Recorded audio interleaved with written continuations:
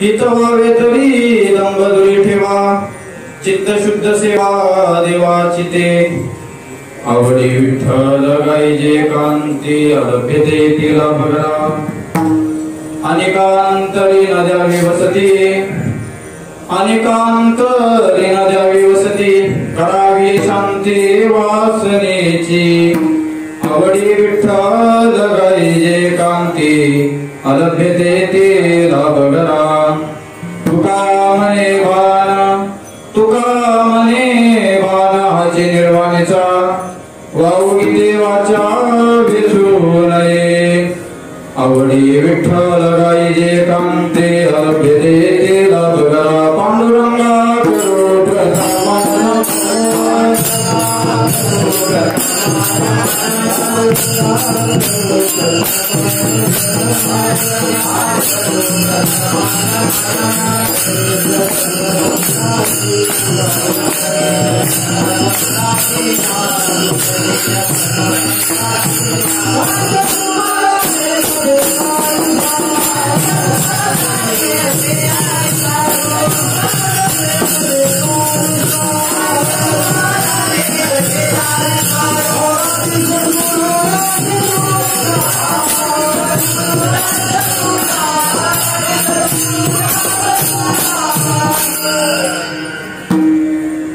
पांडुरंगा करू प्रथम नमान दुसरे चरण संतांची त्यांच्या कृपादाने कथेचा विस्तार बाबाजी सद्गुरुदास तुका गजाननं भूतगणादि सेवितं कपीत जम्बो फलचारु भक्षणं उमासुतं शोक विनाशकारकं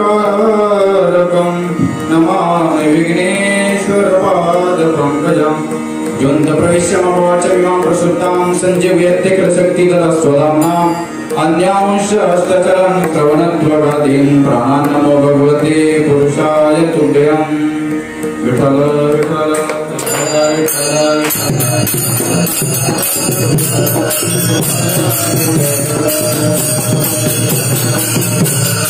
संपाद्य ज्ञानं च विदाय भक्तिं विलोकितो येन समाधिराज वैराग्यवन्तं सुविचारयुक्तं नमामि दुर्गं शिरसा पुरन्तं करचरं कृतं वा कायजं कर्मजं वा श्रवणनयनं वा मानसं वा परादं विहितं वा सर्वमेतत् क्षमस्वं जय जय करुणारब्धे श्रीमहादेव शंभो कैलासी चारे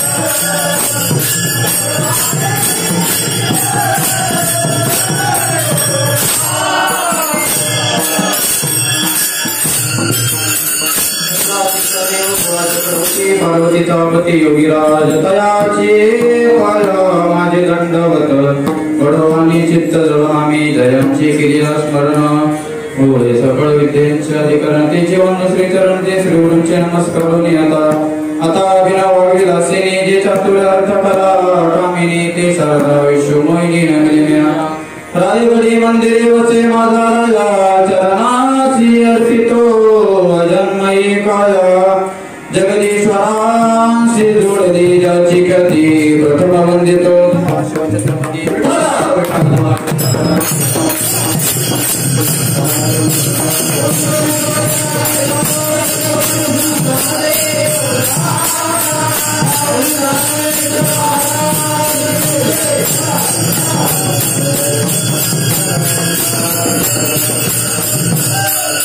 इतवा वेतरी धम्मदुरी ठेवा चित्त शुद्ध सेवा देवाची ते आवडी विठ्ठल जे कांती अलभ्यते तिला बघा कर्तुम अन्यथा कर्तुम भगवान परमात्मा आणि त्या भगवान परमात्म्याचे सेवेकरता निवडलेला अभंग वैराग्याचे मूर्तिमंत पुढे वैराग्य राजसिक श्रीमंत श्री जगद्गुरु तुकोबाराय काळाच्या माथ्यावर पाय देऊन सदैव वैकुंठ गमन करणारे तुकोबाराय छत्रपती शिवाजी महाराजांचे धर्मगुरु श्रीमंत श्री जगद्गुरु तुकोबाराय यांचा 4 चरणाचा अभंग सेवेकरता घेतलेला आहे.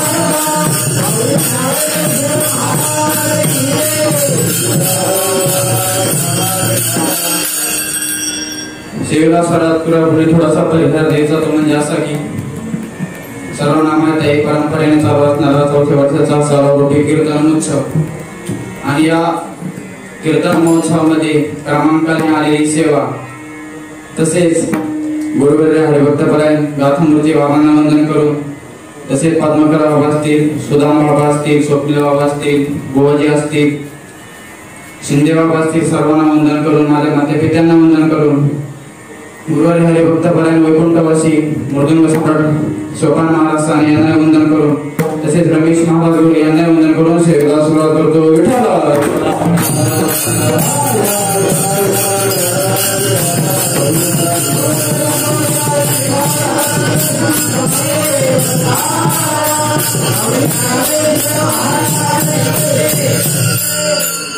प्रस्तुत अभंगामध्ये तुकोबाराय जे हिताच्या मार्गाला लागलेले साधक मंडळी त्यांसाठी हिताविषयीची मीमांसा या अभंगात तुकोबारायांनी सांगितलेली आहे. विठ्ठल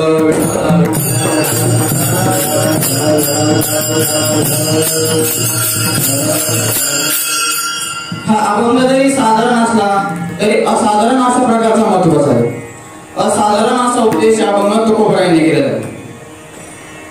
उपदेशाचे आपल्याला 2 प्रकार पाहतात, एक साधारण उपदेश आणि एक असाधारण उपदेश. साधारण उपदेश कशाला म्हणायचं तर यच्च यावत मानवान करता केलेला उपदेश म्हणजे साधारण उपदेश. तुकोबाराय छान प्रमाण देतात. अक्कालोनी सांगे तुका नाम घेता राहू नका सांगतो तुम्हासी भजरे विठ्ठला नाहीतरी गेला जन्म वया पंढरी शेजारे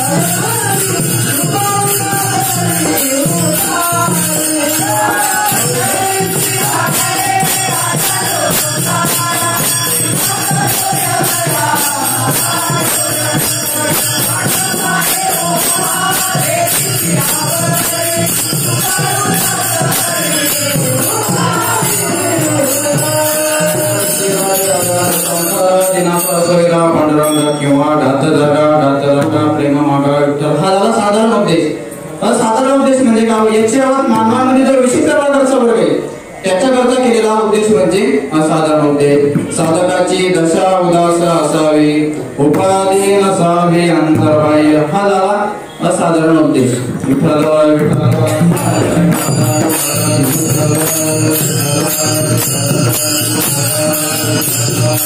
म्हणजे हिताकरता लागलेली परमार्थिक साधक मंडळी, त्यांच्याकरता या अभंगात तुकोबरायांनी असाधारण असा विशिष्ट प्रकारचा उद्देश या अभंगात केलेला आहे. नेमकं परमार्थ कशाला म्हणायचं, परमार्थ शब्दाचा अर्थ काय नेमका? आपल्याला आपल्या खऱ्या अर्थाने वाटतं आपलं चांगलं व्हावं, तर व्यवहारातलं कल्याण वेगळं आणि वास्तविक कल्याण वेगळं. जे व्यवहारिक कल्याण आहे लोक त्यालाच वास्तविक कल्याण म्हणतात, जे वास्तविक कल्याण आहे ते व्यवहारिक लोकांना माहित नाही. विठ्ठल विठ्ठल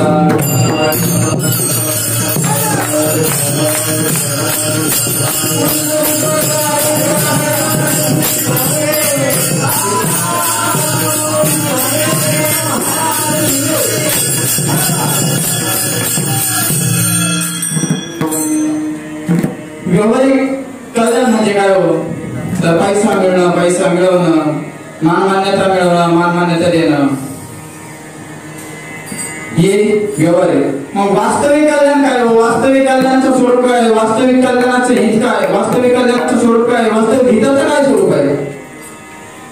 तर जीवनात आल्यानंतर आपल्याला जे दुःख भोगावे लागले, जी दुःख भोगणार आहोत, जी दुःख भोगतोय, त्याचा दुःखाचा त्या कारणाचा नाश होणं आणि त्यातून आपण मुक्त होणं, आपलं उद्धार उत्क्रांती अशा प्रकारचं होणं, आनंदमय दुःखरहित जीवन होणं, हे वास्तविकता स्वरूप आहे.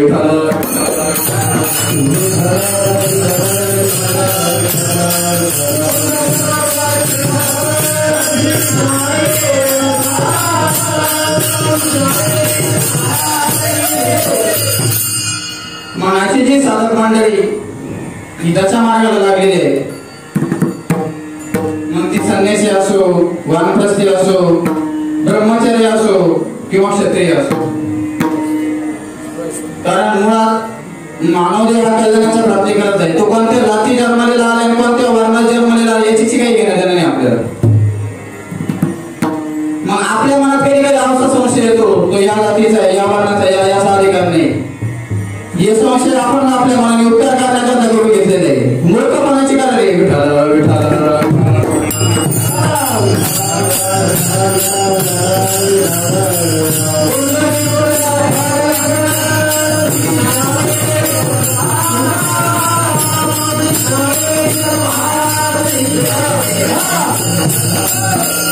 अशा प्रकारचे हिताच्या मार्गाला लागले, जी हिताकरता प्रयत्नशील आहे असे साधक मंडळी, त्यांना तुकोबराय कळकळीचा उपदेश करतात. आबाच्या प्रथमच्या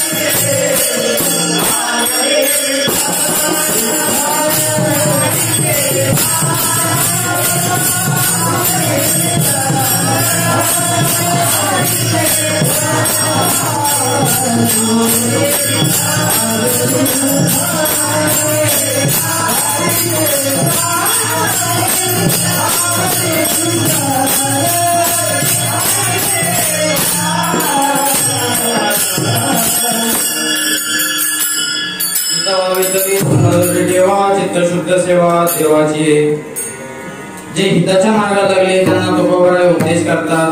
हित व्हावे तरी आल्या त्या जरी गेला जरी हित व्हावे तरी दंबदुरी ठेवा विठ्ठल विठ्ठल.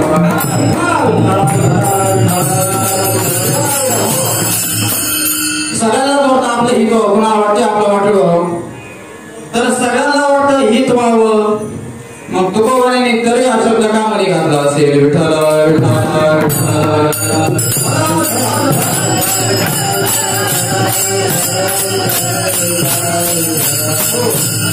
तरी हा शब्द तुकोबराने कामध्ये घातला असेल. बरं सामान्य दृष्टीने बघितलं तर आपल्याला काय वाटतं याच्यापेक्षा आपण काय करतो याला महत्व. आपल्याला जी फळं मिळतात ते वाटलं नाही की आपण काय करतो तो केलंय याला ती फळ मिळत असतात. कारण हा कर्मलोक याला मृत्यूलोक भूलोक अशा प्रकारची नावे दिलेली. त्याच्यामुळे कर्म श्रेष्ठ मानलाय. कर्म महत्वाचे प्रधान आहे. कर्म तो कोणत्या जातीच्या नावाला याला नाही महत्व. तुझं कर्मही नसेल तर तुला निश्चयला प्राप्त व्हावं लागेल.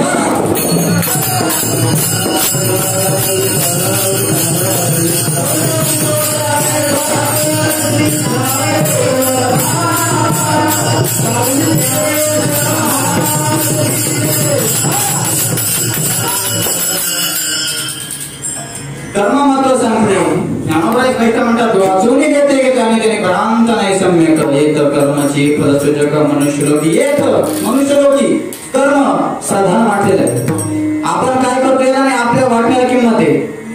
एखादा रोगी त्याला वाटतं आपला रोग बरा व्हावा निरोगी व्हावा आपण. पण तो रोग होण्याचे कृत्य करत असेल तर मग त्याच्या वाटण्याला काही किंमत आहे का. विठ्ठल विठ्ठल.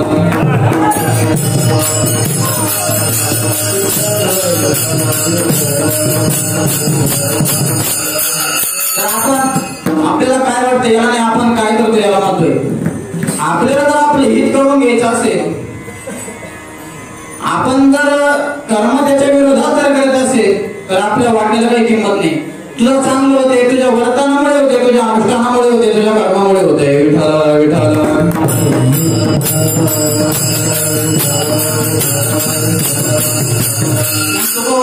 तरी म्हणतात तरी हा शब्द घातलाय तुकोबराने. बघितलं तर हा मानव देह मुळात दुर्लभ सांगितलेला आहे. दुर्लभो मानुषो लोके देहां क्षणभंगुर तत्रापि दुर्लभ मन्ये वैकुंठ प्रियदर्शिना. हा मानव देह दुर्लभ सांगितलेला आहे.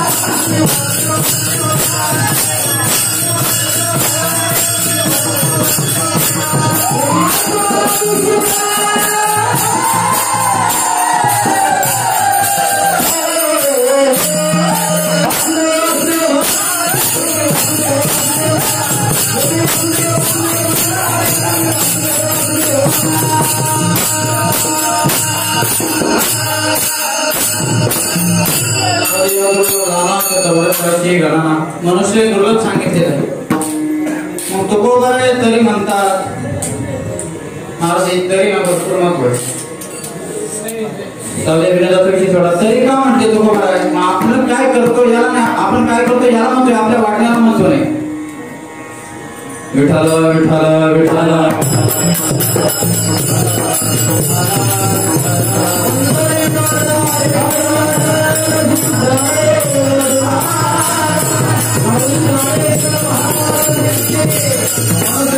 सांगितलेलं आहे. त्याच्यात परमार्थ करण्याची बुद्धी उत्पन्न व्हावी लागते, संत संगती घडावी लागते. तशा प्रकारची आपल्याला बुद्धी आहे, धैर्य मिळालेलं आहे.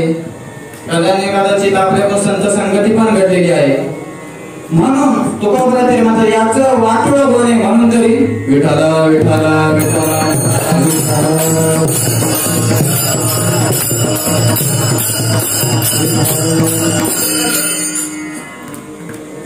तर जे परमार्थ करता लागलेले साधक मंडळी त्यांचा तुकोबराने खुंटा हलवायला सांगितलेला आहे. सगळ्यांना दृष्टांत माहितीच आहे. ज्याप्रमाणे ती दळणदळण तिचं ज्याप्रमाणे थोबड फुटतं त्याप्रमाणे परमार्थाची खुंटी करण्याची थोबड फुटायला ते याला कळना. विठाला विठाला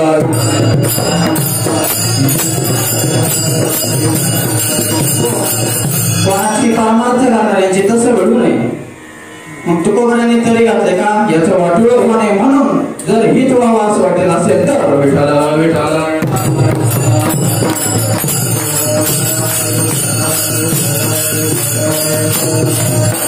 आपण परमार्थातोय, आपण स्वतःला नक्की विचार, आपण कल्याणाच्या मार्गाने चाललोय का कोणत्या मार्गाने चाललोय? आपले पण अपेक्षा काय? जर आपल्याला हित असं वाटत असेल तर तुकोबराने जी साधनं सांगितले, ज्या साधनाने हित होणार आहे ते साधन सांगण्यावर तुकोबराय दोन घटक सांगतात. एक सहकारी घटक आणि एक विरोधी घटक. विठाला विठाला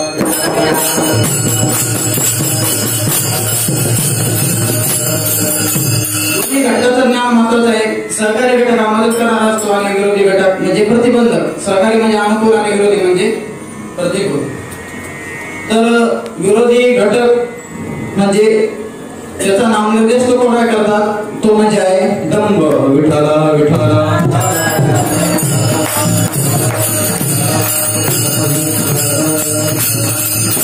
प्रकारचं नाव आहे त्याचं.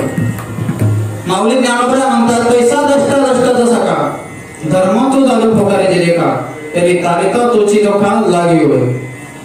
दृष्ट फल आणि अदृष्ट फल यांचा सखा म्हणजे मित्र धर्म तो जो लोकांमध्ये जाहीर केला, लोकांमध्ये सांगण्यात आला तर तो ताणणारा पक्ष होऊन जातो. विठाला विठाला विठाला.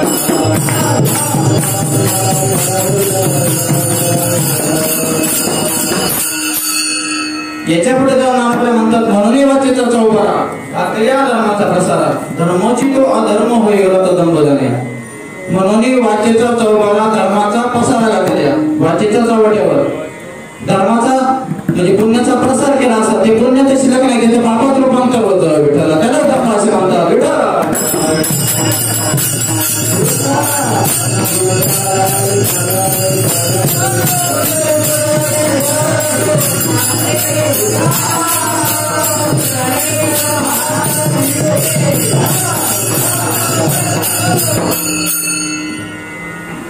तर जे आपण काही जप केलं असेल, यज्ञ केले असेल, दान केलेले आहे त्याचं लोकांमध्ये जाहीर करणं, लोकांना सांगणं, त्याच्याकडून मानमान्यता मिळवणं.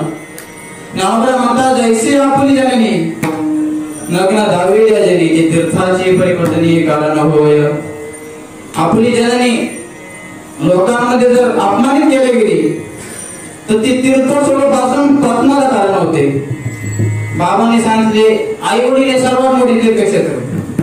सकळ तीर्थाची धुळे जियका माता पित्रे तया सेवेसी कीर शरीरे लोन की जे. विठाला विठाला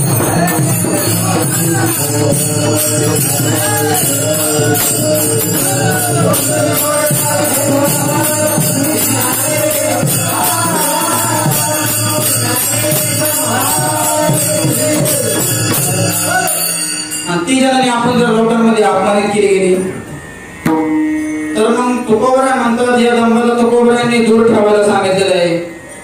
कारण जे हिताच्या मार्गाला लागले, परमार्थाच्या मार्गाला लागले, त्यांच्याकडे हा दंभदोष चुकून येऊ नये. पण चुकून आला जर ते त्यांची प्रत्येकाला प्रतिष्ठा मिळते, मान मिळतो, सगळं मिळतं, पण ते जास्त दिवस नाही राहत. याचा तोटा काय होणार? आपल्याला अधोगतीला, आपल्याला नरकाला जावं लागणार आहे. हे त्यांना कळत नाही. प्रतिष्ठा मिळेल तेवढं पुढचं तेवढं राहतं. ते काय आहे नाही प्रतिष्ठा मिळणं, मान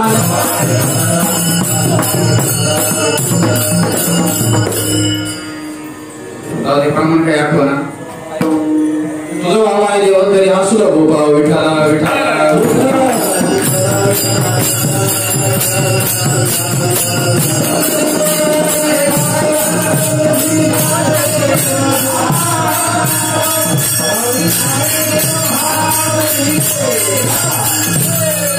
चित्त शुद्ध करायचे, देवाची सेवा करायची. म्हणून आम्ही तर विचार सागरमध्ये ऐकले, या जन्मी किंवा पूर्वजन्मीने निष्काम कर्म उपासना करून चित्तातील मल विषय दोष निवृत्त केलेले आहे. आणि तो साधनच्या दृष्ट्या युक्त आहे. जे अंतःकरणात दर्शित दोष निष्काम कर्माने मधून जातो, निष्काम उपासनेने विक्षेपाच्या प्रकारचा जातो. पण आम्ही असं ऐकलंय की चित्त शुद्ध करता उपासना पण सांगितले. मग उपासना करून चित्त शुद्ध करायचं का चित्त शुद्ध करून उपासना करायची? विठाला विठाला.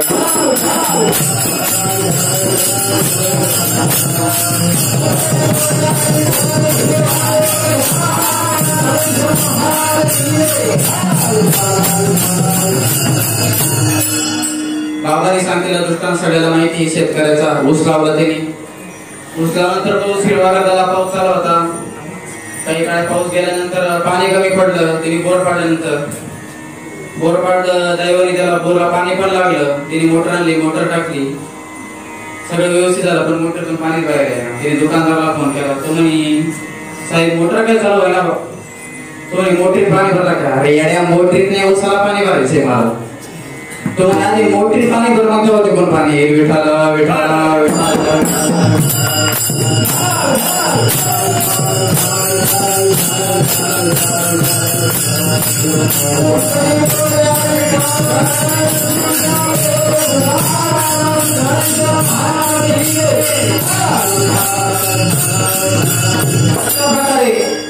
आधी चित्त शुद्ध करायचं आणि चित्त शुद्ध केल्यानंतर देवाची सेवा करायची. मग चित्त शुद्ध केल्यानंतर एवढं गोपाळ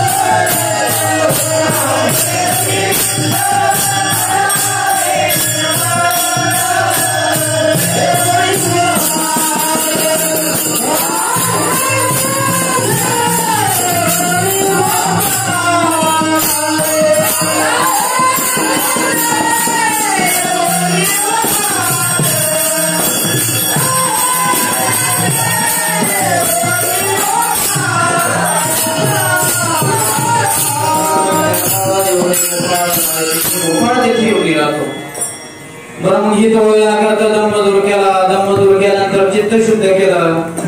मग चित्त शुद्ध केलं मग याचं स्वरूप काय? या भागाच्या दुर्देच्या आवळे विठ्ठला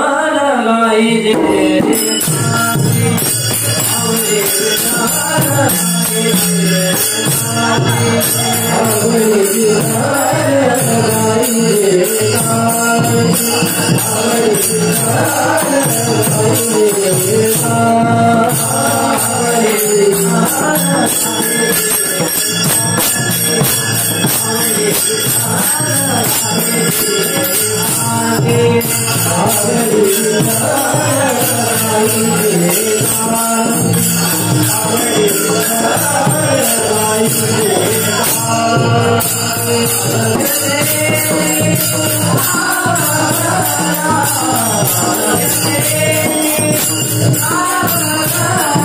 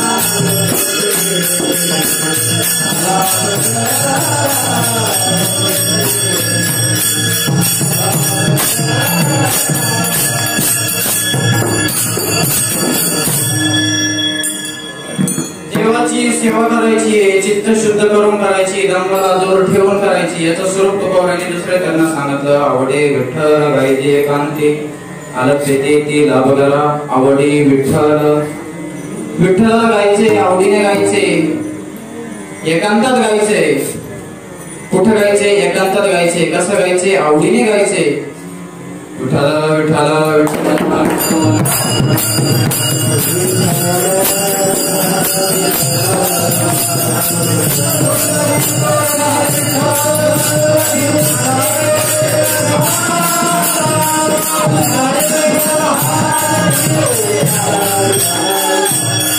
वारकरी संप्रदायातील थोर संत मंडळी यांनी जी साधना सांगितली त्या साधनाचं स्वरूप विठ्ठल आणि ते विठ्ठलाला विठ्ठल मनी गायचे, विठ्ठल शरीरी गायचे, विठ्ठल वाची गायचे. सांगतो तुम्हाला बाजारे विठ्ठला त्या विठ्ठलाला भाजायचे, विठ्ठलाला गायचे. गायचे या शब्दाचा व्यापक जर अर्थ बघितला तर विठ्ठलाला स्वरूपाच्या स्वरूपात गायचे, लीलेच्या स्वरूपात गायचे. आणि ते जर नाही जमलं तर नामाच्या स्वरूपात गायचे. विठ्ठल विठ्ठल विठ्ठल.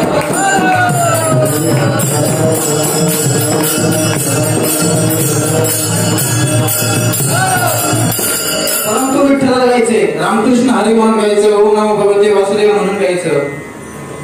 अशा प्रकारे आवडीने विठ्ठलाला गायचे. बरं आवडीने गायचे, अजून काय? एकांतात गायचे. एकामध्ये ज्याचा शेवट त्याला एकांत असे म्हणतात. शब्दाचा अर्थ बघितलं तर आवडीने गायचे, विठ्ठलाला गायचे, एकांतामध्ये गायचे. मग ते एकांत कसं पाहिजे? शुचो देशे प्रतिष्ठाप्य स्थिरमासनम आत्मनं नाकुचितम नातिनिचम शैराजिनं पुरुषोत्तम काळसारा वाचिन्ते.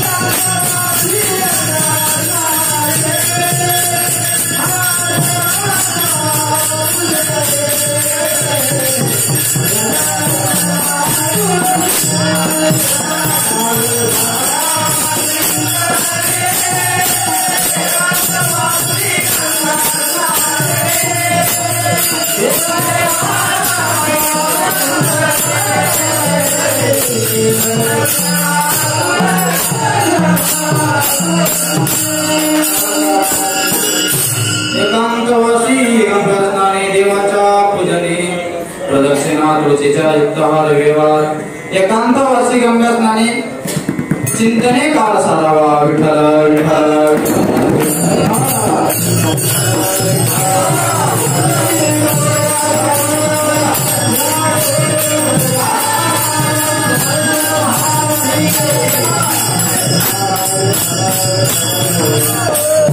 एकांतामध्ये चिंतन करायचे. तसं ध्रुव बाळाने केलं होतं. त्याला बापाची मांडी लागत होती. तिनं भेटल्यामुळे तो आईकडे गेला आणि आईला म्हटला मला बापाची मांडी लागली पण ती काही मिळत नाही. तू देवाकडे जाय, देव तुला डायरेक्ट आढळ पद्धती दिली. तो गेला, त्याला नारदाची भेट झाली. नारदाची भेट झाल्यानंतर तो म्हणे मला विष्णूला भेटायचंय. तुझं वय कमी आहे, तू लहान आहे, ते जाऊ तेव्हा वय कमी असू दे, त्याशीच काही घेणं देणं नाही, पण मला देवाची प्राप्ती करायची.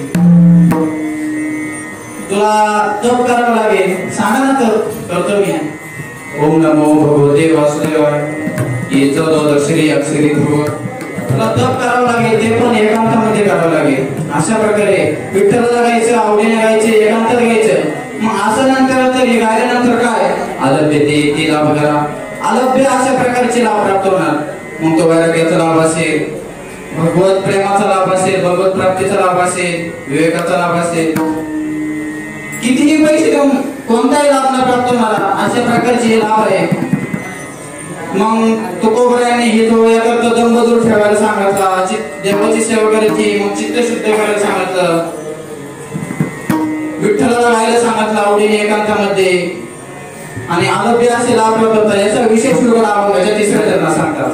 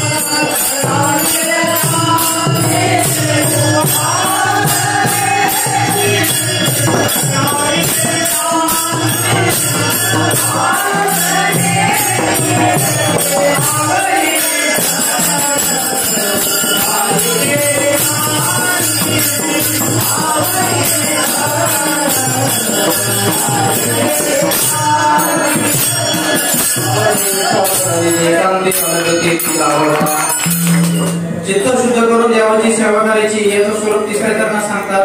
आणि स्पष्टपणे सांगते अनेक अंतरेनं देवी वसती करावी हे शांती वासनेची. आणि म्हणजे दुसरे इतर जे काम क्रोध लोभ याला अंतकरणात थारा न देता. बघा आपल्याला जर शांत झोप लागायची असेल तर आपण खिडक्या दरवाजे बंद करून घेतो, म्हणजे बाहेरची लास आत देतो. पण आतले ते आत गुदगुल्या करतात ना, विठ्ठला विठ्ठला विठ्ठला.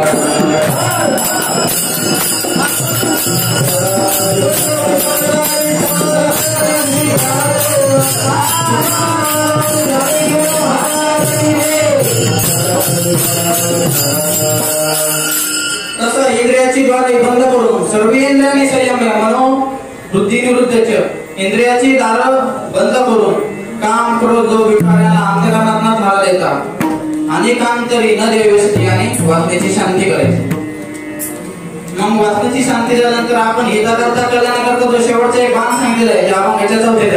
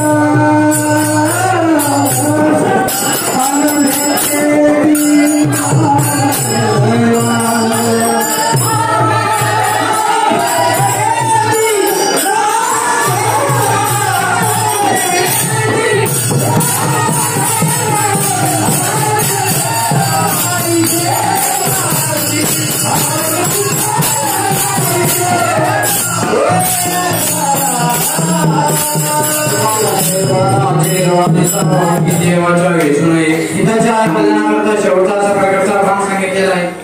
बघा पहिले जी युद्ध व्हायची त्याच्यात शस्त्र वापरायची, ब्रह्मशास्त्र, पाशुपशास्त्र, अस्त्र आणि शेवटचं म्हणजे सुदर्शन चक्र. तसं आपल्या कलियुगात उद्धाराचं मुक्तीचं साधन म्हणजे नामचिंतन. तो नास्तेव नास्तेव नास्तेव हरे नामय नामय नामय अशा प्रकारे त्या भगवंताचं चिंतन व्यर्थ वाचा कुठे शिरू नाही. फक्त हे माझे वाचे गोड नाम विठोबाचे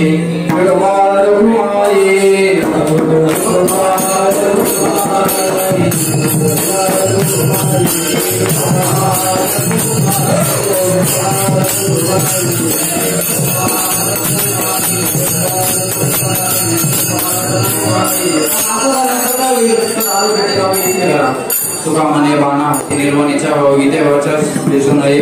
आवडी विठ्ठल एकांती अलभ्यते ते लाभ करा ज्ञानेश्वर